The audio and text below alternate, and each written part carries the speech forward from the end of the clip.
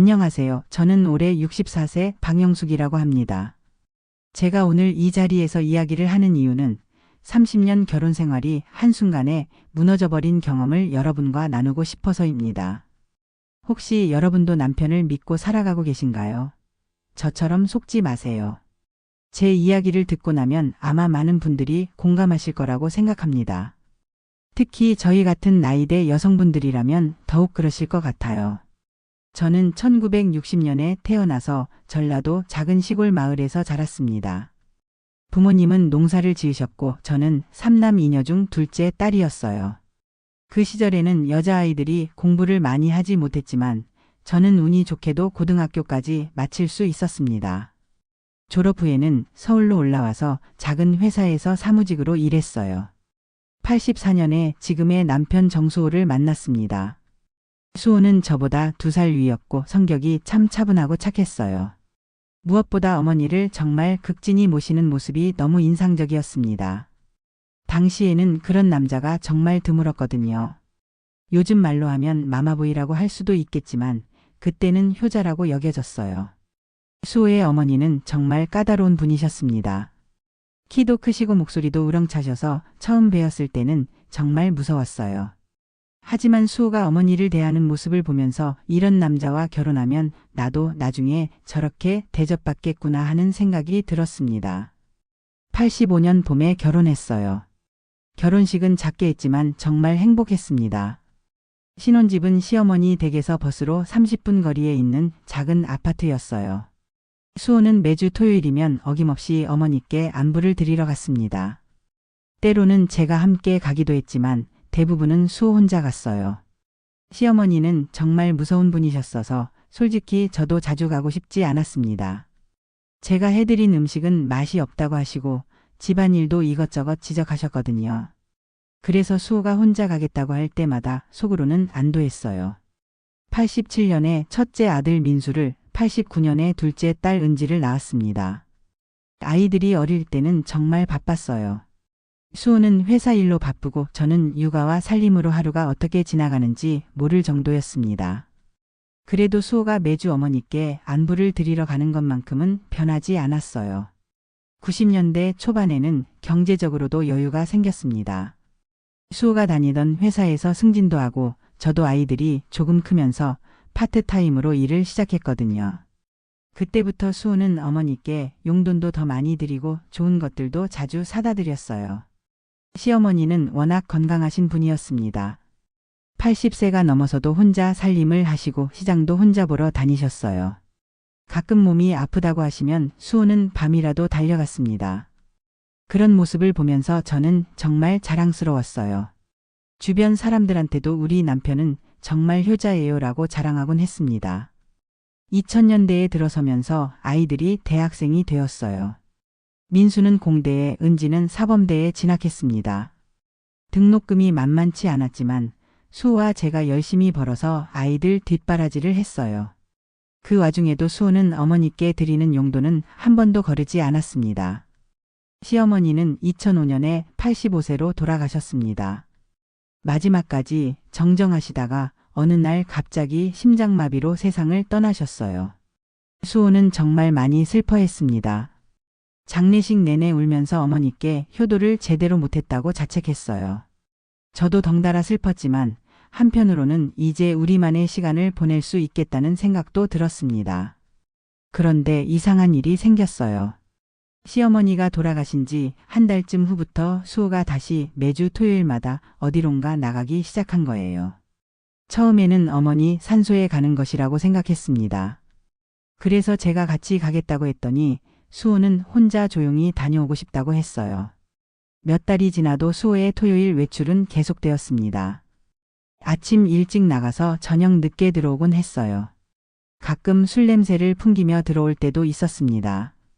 어머니 산소에서 혼자 술을 마시나 하는 생각이 들기도 했지만 워낙 어머니를 사랑했던 아들이니까 그럴 수도 있다고 생각했어요. 2006년 어느 날 수호가 갑자기 큰돈이 필요하다고 했습니다. 5천만 원 정도의 돈이었는데 친구가 사업을 하는데 투자하고 싶다고 하더라고요. 저는 조금 의아했지만 그동안 가게 관리를 성실히 해왔던 수호를 믿고 동의했습니다. 아이들 대학 등록금으로 모아둔 돈이었지만 수호가 투자해서 더 불리겠다고 하니까 맡겼어요. 그 후로도 수호는 종종 돈이 필요하다고 했습니다. 한 번에 1천만 원, 2천만 원씩이었어요. 사업이 잘 안 돼서 추가 투자가 필요하다고 했습니다. 저는 점점 불안해졌지만 수호를 의심할 이유가 없었어요. 결혼한 지 20년이 넘도록 한 번도 저를 속인 적이 없었거든요. 2007년 봄 민수가 대학을 졸업하고 취업 준비를 하고 있을 때였어요. 은지는 아직 대학 3학년이었고요. 어느 날 민수가 저한테 와서 이상한 말을 하더라고요. 엄마, 아빠가 할머니 제사를 언제 지내세요? 할머니 기일이 지났는데 아무 말씀이 없으시네요. 그제야 저도 깨달았어요. 시어머니의 이주기가 지났는데 수호가 아무 말도 하지 않았던 거예요. 평소 같으면 미리미리 제사 준비를 했을 텐데 그 해는 정말 조용히 지나갔습니다. 저는 수호에게 물어봤어요. 여보, 어머니 기일이 지났는데 왜 제사를 안 지냈어요? 수호는 당황하는 기색을 보이더니 그냥 산소에서 간단히 지냈어라고 대답했습니다. 하지만 뭔가 이상했어요. 시어머니는 제사를 정말 중요하게 생각하셨던 분인데 수호가 그냥 넘어갈 리가 없었거든요. 그 무렵부터 저는 수호를 유심히 관찰하기 시작했습니다. 토요일마다 어디를 가는지, 왜 그렇게 오래 있다 오는지 궁금했어요. 하지만 직접 물어보기는 어려웠습니다. 혹시 제가 남편을 의심하는 게 아닌가 하는 죄책감도 들었고요. 2008년 여름 저는 우연히 충격적인 사실을 알게 되었습니다. 시어머니의 옛 이웃이었던 김씨 할머니를 마트에서 만났는데 그분이 이상한 말을 하시더라고요. 영수가, 너희 시어머니가 돌아가신 지 벌써 3년이나 됐구나. 그런데 요즘도 수호가 그 동네에 자주 오나 보더라.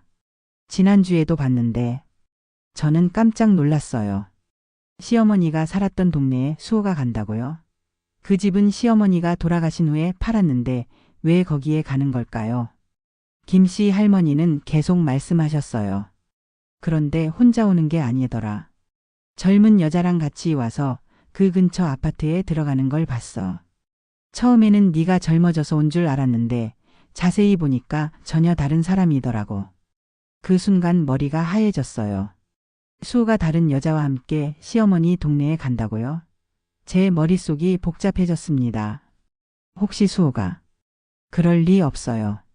30년 가까이 함께 산 남편인데 그런 사람이 아니에요. 하지만 의심은 점점 커져갔습니다. 그날 밤 수호가 들어왔을 때 평소와 다른 점들이 눈에 들어오기 시작했어요. 향수 냄새가 났고 셔츠에 긴 머리카락이 붙어 있었습니다. 저는 단발머리였는데 말이에요. 며칠을 고민한 끝에 저는 용기를 내서 그 다음 토요일에 수호를 따라가 보기로 했습니다. 수호가 집을 나선 후 30분 정도 지나서 저도 집을 나섰어요.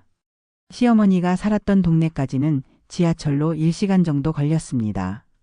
동네에 도착해서 이리저리 돌아다니다가 한 아파트 단지 앞에서 수호의 차를 발견했어요. 제가 잘 아는 그 차가 분명했습니다. 저는 멀찍이 떨어진 곳에서 지켜봤어요. 1시간쯤 기다렸을까요? 아파트에서 수호가 나오는 게 보였습니다. 그런데 혼자가 아니었어요. 젊은 여자가 함께 나왔습니다. 나이는 40대 초반 정도로 보였고 키가 크고 날씬했어요. 수호보다 한 20살은 어려 보였습니다. 두 사람은 자연스럽게 팔짱을 끼고 걸었어요. 그 모습을 본 순간 정말 충격이었습니다. 다리에 힘이 빠져서 주저앉을 뻔했어요. 제 남편이 30년 가까이 함께 산 수호가 다른 여자와 그렇게 다정하게 걸어가고 있었습니다. 저는 몰래 따라갔어요. 두 사람은 근처 식당에 들어가서 점심을 먹었습니다. 저는 식당 밖에서 한참을 기다렸어요.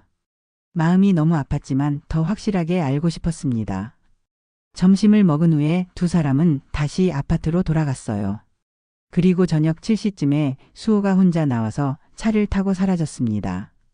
평소에 집에 들어오는 시간과 비슷했어요. 집으로 돌아가는 지하철 안에서 저는 계속 울었습니다.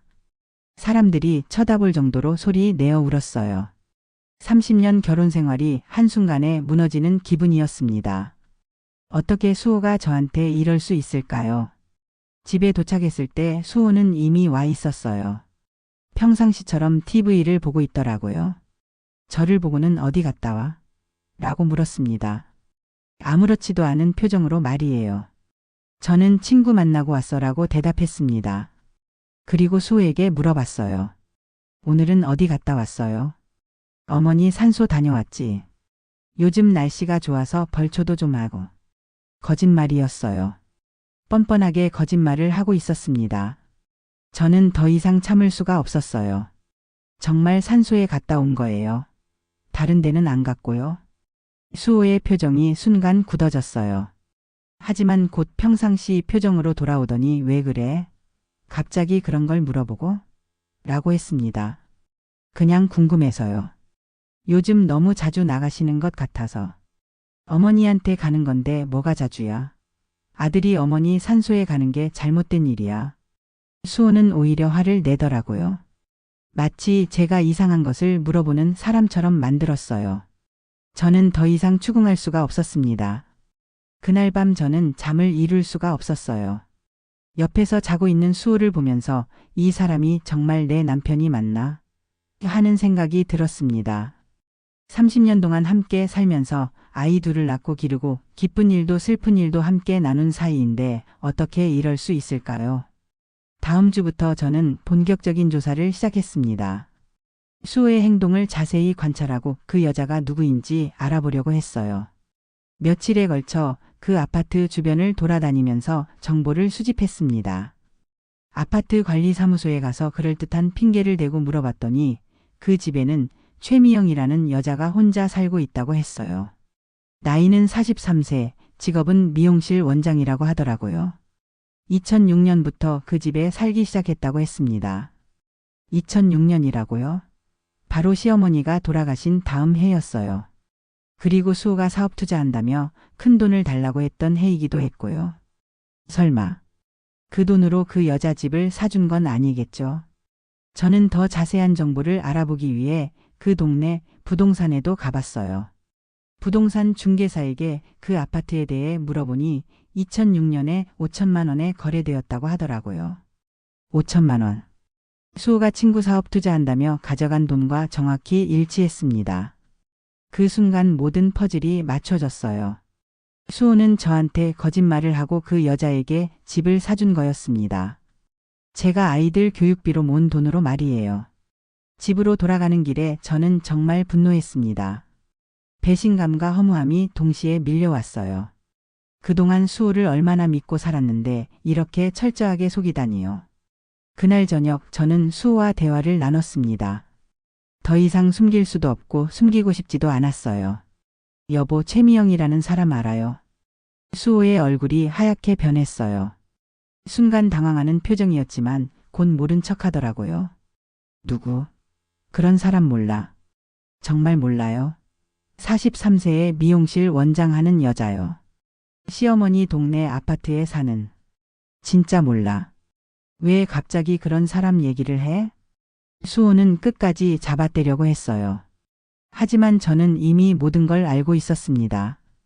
지난 토요일에 그 여자랑 같이 있는 걸 봤어요. 팔짱 끼고 걸어가는 것도 봤고 식당에서 밥 먹는 것도 봤어요. 그제야 수호의 표정이 무너졌어요. 더 이상 부인할 수 없다는 걸 알았나 봅니다. 영수가. 그게 뭐요? 30년 결혼 생활이 그게 뭐예요? 저는 목소리를 높였어요. 그동안 참았던 분노가 한꺼번에 터져 나왔습니다. 언제부터였어요? 언제부터 저를 속이고 그 여자와 만났어요? 수호는 한참 동안 말이 없었어요. 그러다가 작은 목소리로 말하더라고요. 2005년부터야. 2005년이라고요? 시어머니가 돌아가시기 전부터였다는 뜻이었어요. 그럼 시어머니께 안부 드리러 간다고 하면서 실제로는 그 여자를 만나러 간 거였나요? 시어머니가 살아계실 때부터요. 응. 정말 충격이었어요. 그동안 수호가 얼마나 치밀하게 저를 속였는지 알 수 있었습니다. 효자인 척하면서 실제로는 바람을 피우고 있었던 거예요. 그럼 시어머니는 아셨어요? 어머니는 돌아가시기 직전에 알게 되셨어. 그 말을 들은 순간 저는 정말 화가 났어요. 시어머니가 돌아가시기 전에 아들의 불륜을 알고 얼마나 속상하셨을까요? 그런데 아무도 저한테는 말해주지 않았던 거네요. 그래서 어머니가 돌아가실 때 뭐라고 하셨어요? 미영이를 잘 돌봐주라고. 그리고 너한테는 미안하다고. 정말 어이가 없었어요. 시어머니까지 그 여자 편을 들었다는 뜻이었거든요. 저만 바보처럼 아무것도 모르고 있었던 거예요. 그래서 5천만 원으로 그 여자 집을 사준 거군요. 어떻게 그것까지? 부동산에서 확인했어요. 2006년에 5천만 원에 거래됐다고 하더라고요. 우리 돈으로 그 여자한테 집을 사준 거죠. 수호는 더 이상 변명할 수 없다는 듯 고개를 숙였어요. 그 후에도 계속 돈을 줬죠. 사업 투자한다고 하면서 가져간 돈들 말이에요. 미영이가 미용실을 하는데 운영 자금이 필요했어. 우리 아이들 교육비로 모은 돈으로요. 민수 취업 준비할 돈, 은지 등록금 낼 돈으로요. 저는 정말 분노했습니다. 가족을 위해 모은 돈을 다른 여자에게 준다는 게 말이 되나요? 그날 밤 저희는 새벽까지 이야기했어요. 수호는 처음에는 그 여자와 헤어지겠다고 했습니다. 하지만 저는 믿을 수가 없었어요. 3년 동안이나 저를 속였는데 이제 와서 어떻게 믿으라는 건가요? 진짜 헤어질 거예요. 그래, 미영이한테 가서 끝내겠다고 할게. 그럼 그 집은 어떻게 할 거예요? 우리 돈으로 산 집인데. 그건 미영이가 돈을 모아서 갚겠다고 하면 언제요? 언제 갚는다는 거예요? 수호는 대답하지 못했어요.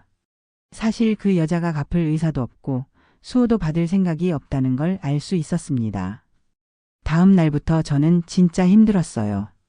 30년 결혼 생활이 하루아침에 무너졌는데 어떻게 평상시처럼 살 수 있겠어요. 아이들 앞에서는 티를 내지 않으려고 노력했지만 마음은 정말 아팠습니다. 수호는 며칠 후에 그 여자와 헤어졌다고 했어요. 하지만 저는 믿지 않았습니다. 그래서 다시 그 아파트에 가서 확인해 봤는데 여전히 그 여자가 살고 있더라고요. 거짓말하지 마세요. 그 여자 아직 그 집에 살고 있어요.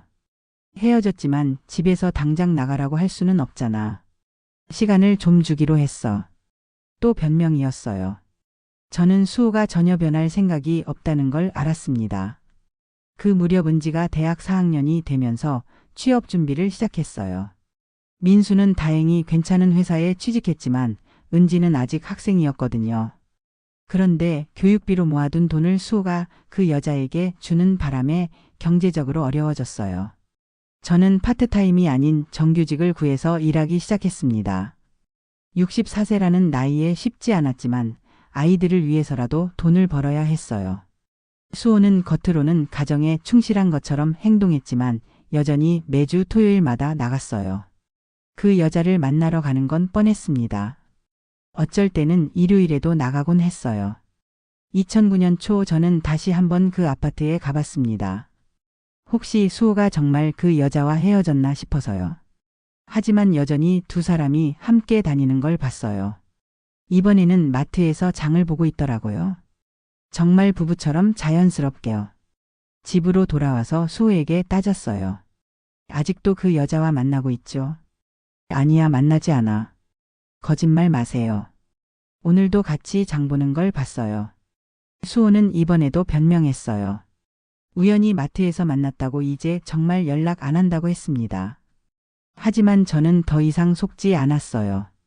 그해 여름 저는 결정적인 증거를 발견했습니다. 수호의 휴대폰을 보게 됐는데 그 여자와 주고받은 문자들이 있었어요. 정말 애인 사이에나 주고받을 법한 달콤한 내용들이었습니다. 사랑해, 보고 싶어, 빨리 만나고 싶어 이런 문자들을 보면서 정말 토가 나왔어요. 60세가 넘은 남자가 40대 여자와 이런 문자를 주고받다니요. 그 중에서 가장 충격적인 문자가 있었어요. 그 여자가 수호에게 보낸 건데 여보 우리 집 보일러가 고장났어. 고쳐달라고 해도 될까? 이런 내용이었어요. 그리고 수호의 답장은 알았어. 내일 가서 볼게 였습니다. 우리 집이라고 했어요. 그 여자가 그 아파트를 우리 집이라고 했다고요. 그리고 수호에게 여보라고 했고요. 마치 진짜 부부인 것처럼 말이에요. 저는 더 이상 참을 수가 없었어요. 그날 밤 수호가 들어왔을 때 휴대폰 문자를 보여주면서 소리쳤습니다. 이게 뭐예요? 이게 헤어진 사이가 하는 문자예요. 수호는 당황해서 아무 말도 못했어요. 우리 집이라고 했네요. 그 여자가 그 아파트를 우리 집이라고 했어요. 그리고 당신한테 여보라고 했고요. 이게 남남 사이가 하는 말이에요. 영수가 그건 뭐요? 또 변명할 거예요. 저는 정말 화가 나서 소리를 질렀어요. 그 바람에 은지가 방에서 나왔습니다. 엄마, 아빠 무슨 일이에요? 왜 싸워요? 저는 은지 앞에서 더 이상 소리 지를 수가 없었어요. 아이에게 아빠의 불륜 사실을 알리고 싶지 않았거든요. 아무것도 아니야. 들어가서 자거라. 은지는 걱정스러운 표정으로 자기 방으로 들어갔어요. 하지만 분명히 뭔가 이상하다는 걸 눈치챘을 거예요. 그날 밤부터 저와 수호는 거의 대화를 하지 않았습니다. 같은 집에 살지만 남남처럼 지냈어요. 수호는 여전히 매주 그 여자를 만나러 갔고 저는 그런 수호를 보면서 마음이 점점 메말라갔습니다. 2010년에 은지가 대학을 졸업하고 취업했어요. 아이들이 모두 독립하면서 집이 더욱 조용해졌습니다. 저와 수호 둘만 남았는데 서로 할 말이 없었어요. 가끔 민수나 은지가 놀러 오면 저희는 평상시처럼 행동했습니다. 아이들 앞에서만큼은 화목한 부부인 척했어요. 하지만 속으로는 정말 힘들었습니다. 2011년 봄, 저는 우연히 그 여자의 미용실을 발견했어요. 시어머니 동네에서 그리 멀지 않은 곳에 있었습니다. 호기심에 들어가 봤는데 그 여자가 직접 머리를 해주더라고요. 어떻게 해드릴까요? 그 여자는 저를 전혀 알아보지 못했어요. 저는 단발 파마를 해달라고 했습니다. 그리고 머리를 하는 동안 슬쩍슬쩍 이야기를 했어요. 사장님은 결혼하셨어요? 아직 안 했어요. 하지만 만나는 사람은 있어요. 아, 그러세요? 나이가 어떻게 되세요? 저보다 좀 많아요. 20살 정도? 20살이나 많다고요? 그럼 수호 또래라는 얘기네요. 연예인이세요? 나이 차이가 많이 나는데도 만나시네요. 연예인은 아니고요. 회사원이에요. 정말 좋은 분이에요. 저를 정말 잘해주시거든요. 그 여자는 수호 자랑을 하기 시작했어요. 자신을 위해 집도 사주고 미용실 운영자금도 대주고 정말 사랑한다고 하더라고요. 그분은 결혼 안 하셨어요? 복잡한 사정이 있으세요. 하지만 곧 정리될 거예요. 복잡한 사정이라고요? 저와의 결혼을 복잡한 사정이라고 했나 봅니다. 그리고 곧 정리된다는 건 이혼할 예정이라는 뜻이겠죠. 머리를 다 하고 나서 저는 돈을 내고 나왔어요. 그 여자의 말을 들으면서 정말 기가 막혔어요. 30년 결혼 생활을 복잡한 사정이라고 표현하다니요. 집으로 돌아와서 수호에게 물어봤어요. 그 여자한테 우리 이혼한다고 했어요. 무슨 소리야? 곧 복잡한 사정이 정리된다고 하던데요. 그게 이혼 얘기 아니에요. 수호는 또 부인했어요. 하지만 저는 이미 그 여자의 입으로 직접 들었습니다. 당신 그 여자와 재혼할 생각이에요. 그런 생각 없어. 거짓말 마세요. 이미 그 여자한테 약속했죠. 수호와 저는 그날도 크게 싸웠어요. 하지만 결론은 나지 않았습니다. 수호는 절대 그 여자와 헤어질 생각이 없었고 저는 더 이상 이런 생활을 계속할 수 없었어요. 2012년에 들어서면서 저는 이혼을 진지하게 고려하기 시작했습니다. 이런 식으로 사는 게 무슨 의미가 있을까요? 서로 사랑하지도 않고 믿지도 않는데 같은 집에 있을 이유가 없잖아요. 하지만 아이들 생각 때문에 쉽게 결정할 수가 없었어요. 민수와 은지에게 부모의 이혼은 큰 충격일 테니까요. 특히 수호의 불륜 사실을 알게 되면 더욱 상처받을 것 같았어요. 그해 여름 민수가 결혼 이야기를 꺼냈어요. 2년 동안 사귄 여자친구와 결혼하고 싶다고 하더라고요. 저는 기뻤지만 한편으로는 걱정도 됐어요. 이런 상황에서 아들의 결혼식을 어떻게 치러야 할지 막막했습니다. 수호도 아들의 결혼 소식에는 기뻐했어요. 하지만 여전히 매주 그 여자를 만나러 갔습니다. 아들의 결혼 준비를 하면서도 바람 피우러 가다니 정말 이해할 수 없었어요. 민수의 결혼식은 그해 가을에 치렀습니다. 저는 결혼식 내내 복잡한 마음이었어요. 기쁘기도 하고 슬프기도 했습니다. 아들이 행복한 가정을 꾸리길 바라는 마음과 동시에 우리 부부의 모습을 보면서 결혼 제도에 대한 회의감도 들었어요. 결혼식이 끝나고 나서 친척들과 식사를 했는데 모두들 저희 부부를 보고 정말 금슬이 좋다, 저렇게 살고 싶다 이런 말을 하더라고요. 겉으로 보기에는 행복한 부부 같았나 봅니다. 하지만 속은 완전히 썩어 있었는데 말이에요. 저는 충격적인 소식을 들었어요. 그 여자가 임신했다는 거였어요. 어떻게 알게 됐냐면 시어머니 옛 이웃인 김씨 할머니가 또 알려주셨거든요. 영수가 너희 수호가 만나는 그 여자 말이야. 배가 나온 걸 봤는데 혹시 임신한 것 같더라. 43세에 임신이라고요? 그것도 수호의 아이를요? 저는 정말 충격이었어요. 집으로 돌아와서 수호에게 따졌습니다. 그 여자가 임신했다고요? 수호의 얼굴이 새하얘졌어요. 누가 그런 소리를? 사실이에요, 아니에요? 영수가 그건. 대답해요. 그 여자가 당신 아이를 임신한 게 맞아요. 수호는 한참 동안 말이 없었어요. 그러다가 작은 목소리로 미안하다고 했습니다. 그 순간 저는 정말 절망했어요. 불륜도 모자라서 아이까지 만들다니요. 수호와 저 사이에는 민수와 은지 두 아이가 있는데 이제 그 여자와의 사이에도 아이가 생긴다는 거였어요. 몇 개월 됐어요? 4개월. 4개월이라고요? 그럼 이미 안정기에 접어들었다는 뜻이네요. 낙태할 수도 없는 상황이고요. 그 여자 나이가 43세인데 임신이 가능해요. 의사가 기적이라고 했어. 43세에 자연 임신은 정말 드물다고. 기적이라고요? 저한테는 재앙인데 기적이라고 하네요. 그래서 어떻게 할 거예요? 그 아이를 낳을 거예요. 미영이가 낳고 싶어 해. 그럼 당신은 어떻게 할 거예요? 그 아이의 아빠가 될 거예요. 수호는 대답하지 못했어요. 하지만 표정을 보니 그럴 생각인 것 같았어요. 그날 밤 저는 정말 많이 울었어요. 30년 결혼 생활이 이렇게 끝나는구나 하는 생각이 들었습니다. 더 이상 수호와 함께 살 수 없을 것 같았어요. 며칠 후에 저는 민수와 은지를 불러서 모든 사실을 털어놨어요. 더 이상 숨길 수도 없고 숨기고 싶지도 않았거든요. 엄마, 그게 정말이에요? 아빠가 정말 그런 일을? 민수는 정말 충격받은 표정이었어요. 은지는 아예 말을 못하고 울기만 했고요. 그래서 엄마는 어떻게 하실 거예요? 이혼할 생각이야. 더 이상 이렇게 살 수는 없을 것 같아. 아이들도 저의 결정을 이해해 주었어요. 특히 민수는 엄마가 원하시는 대로 하세요. 저희가 뒷받침해 드릴 게요라고 했습니다. 저는 정식으로 이혼 절차를 시작했어요. 변호사를 찾아가서 상담을 받고 필요한 서류들을 준비했습니다. 수호는 처음에는 이혼을 거부했어요. 그 여자와의 일은 일시적인 실수였고 다시 잘해보자고 했습니다. 하지만 저는 더 이상 믿을 수 없었어요. 실수라고요?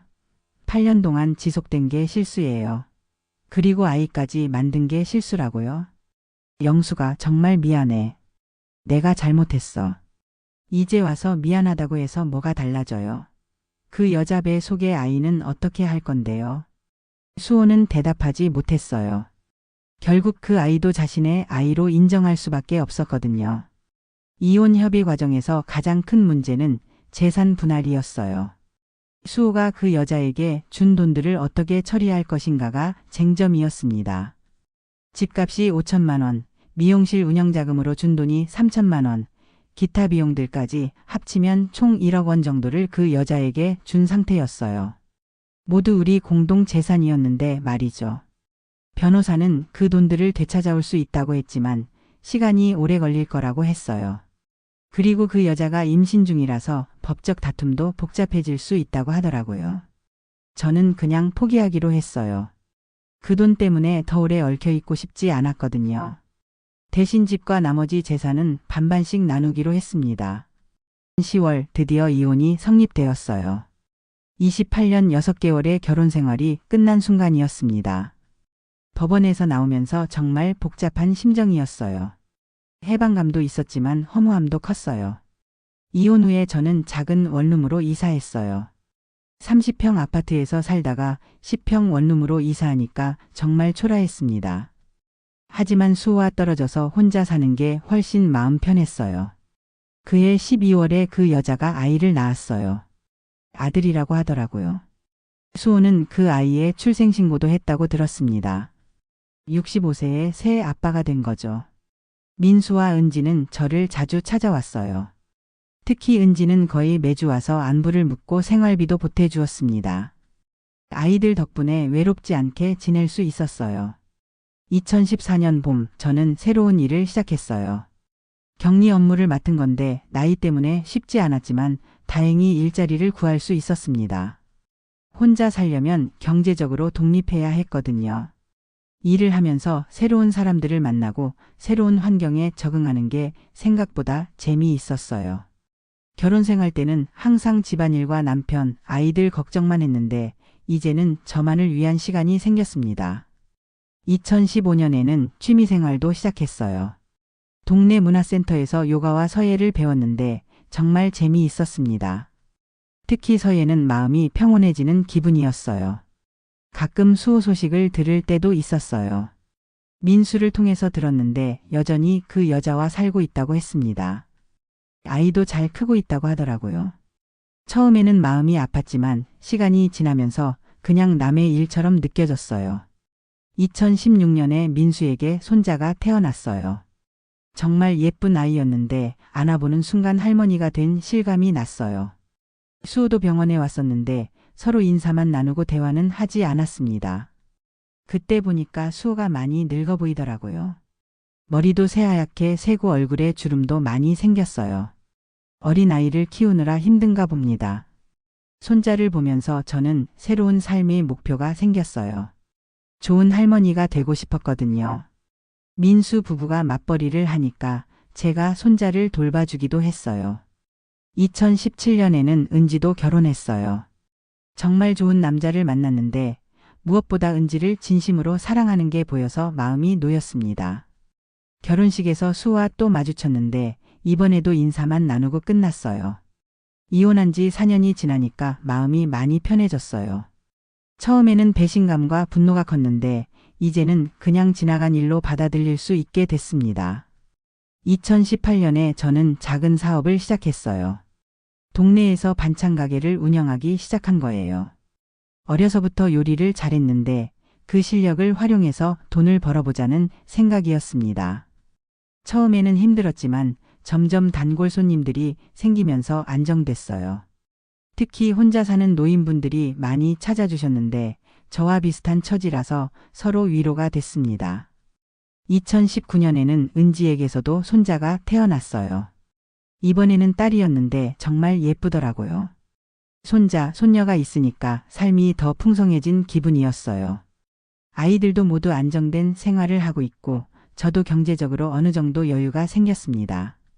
혼자 사는 것도 이제 익숙해졌고요. 가끔 만약 수호가 바람 피우지 않았다면 어땠을까 하는 생각을 해보기도 해요. 아마 평범한 노부부로 살고 있었겠죠. 하지만 그렇게 됐다면 지금처럼 당당하고 독립적인 제 모습은 없었을 것 같아요. 2020년 코로나19 때문에 정말 힘들었어요. 반찬 가게 매출도 줄어들고 아이들도 자주 만날 수 없었습니다. 하지만 그런 상황에서도 저는 꿋꿋하게 버텨냈어요. 그의 수호가 갑자기 연락을 해왔어요. 오랜만에 만나서 이야기하자고 하더라고요. 처음에는 거절했지만 뭔가 급한 일인 것 같아서 만나보기로 했습니다. 수호는 많이 초라해져 있었어요. 그 여자와의 관계가 틀어졌다고 하더라고요. 나이 차이 때문에 갈등이 많아졌고 아이 키우는 것도 힘들다고 했습니다. 영수가 내가 정말 잘못했어. 다시 돌아올 수 없을까? 수호는 저에게 다시 돌아오고 싶다고 했어요. 하지만 저는 단호하게 거절했습니다. 이제 와서 무슨 소리예요? 저는 이미 새로운 삶을 살고 있어요. 그래도 우리 사이에 아이들도 있고. 아이들은 이미 다 컸어요. 그리고 당신한테는 다른 아이도 있잖아요. 수호는 한참 동안 말이 없었어요. 그러다가 그래도 우리가 함께 산 세월이 있지 않냐고 했습니다. 그 세월을 당신이 배신했잖아요. 이제 와서 그런 말 하지 마세요. 저는 수호와의 대화를 그날로 끝냈어요. 다시는 만나지 말자고 했습니다. 2021년에 저는 반찬 가게를 좀 더 크게 확장했어요. 매출이 늘어나면서 여유가 생겼거든요. 직원도 한 명 고용해서 함께 일하고 있습니다. 요즘에는 정말 행복해요. 경제적으로도 안정되고 아이들도 잘 살고 있고 손자, 손녀들도 잘 자라고 있어요. 무엇보다 제가 독립적으로 살 수 있다는 게 가장 큰 자랑거리입니다. 간혹 수호 소식을 들을 때가 있어요. 그 여자와의 관계는 여전히 좋지 않다고 해요. 아이도 벌써 10살이 됐는데 교육비며 생활비며 만만치 않다고 합니다. 그리고 수호 나이도 이제 70을 넘었으니까 체력적으로도 힘들 것 같아요. 가끔 그래도 조금은 안 됐다는 생각이 들기도 해요. 하지만 자업자득이라는 생각이 더 커요. 자신이 선택한 길이니까 책임을 져야죠.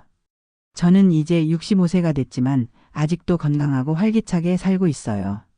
매일 새벽 5시에 일어나서 반찬 가게 준비를 하고 오후에는 손자, 손녀들을 돌봐주고 저녁에는 취미 활동을 즐겨요.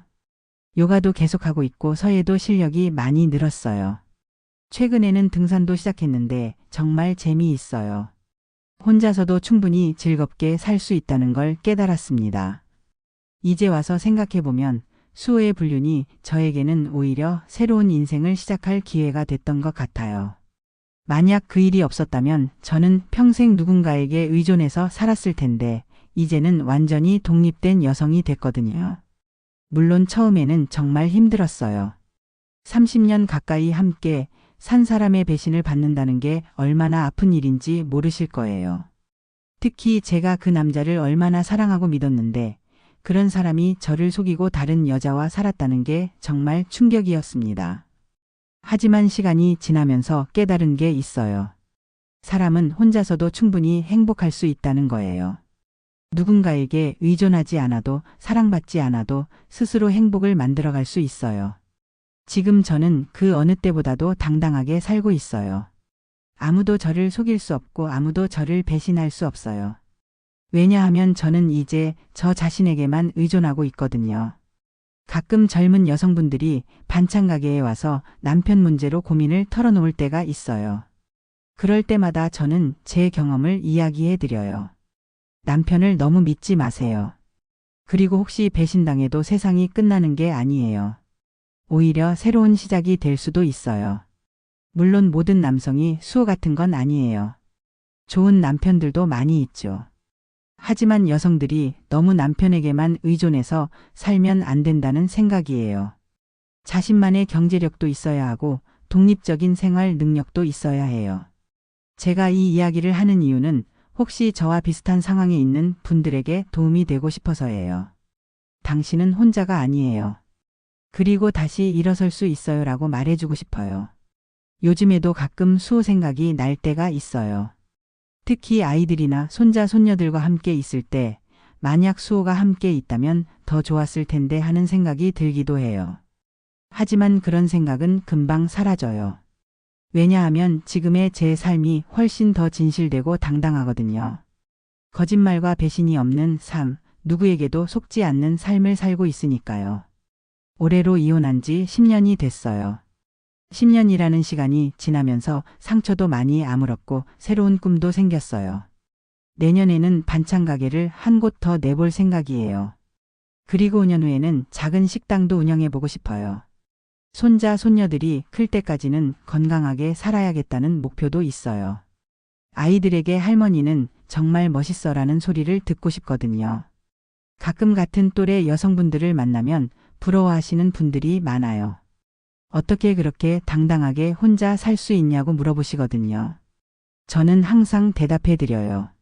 처음에는 무서웠지만 해보니까 할 수 있더라고요. 정말 그래요. 무엇이든 해보면 할 수 있어요. 나이가 많다고 여자라고 혼자라고 안 되는 건 없어요. 의지만 있으면 얼마든지 새로운 삶을 시작할 수 있어요. 마지막으로 하고 싶은 말은 저를 배신한 수호에게 오히려 감사하다는 거예요. 그 일이 없었다면 저는 평생 남에게 의존해서 살았을 테니까요. 지금처럼 독립적이고 당당한 여성이 될 수 없었을 거예요. 물론 그때는 정말 힘들었어요. 죽고 싶을 만큼 아팠고 앞이 보이지 않았어요. 하지만 그 고통을 이겨내면서 더 강한 사람이 됐어요. 혹시 지금 저와 비슷한 상황에 계신 분들이 있다면 포기하지 마세요. 분명히 길이 있어요. 그리고 그 길의 끝에는 더 나은 삶이 기다리고 있을 거예요. 저는 앞으로도 계속 제 길을 걸어갈 거예요. 누구에게도 의존하지 않고 누구도 죄를 배신할 수 없는 오직 저만의 삶을 말이에요.